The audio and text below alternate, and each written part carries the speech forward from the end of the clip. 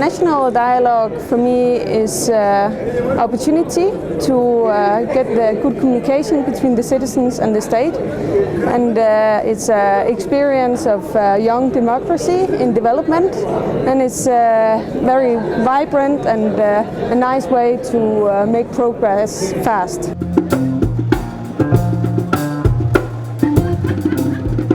It's an opportunity to talk about the feelings people have from the past about the genocide, and open up a dialogue. So it's going to be interesting to learn more about it today.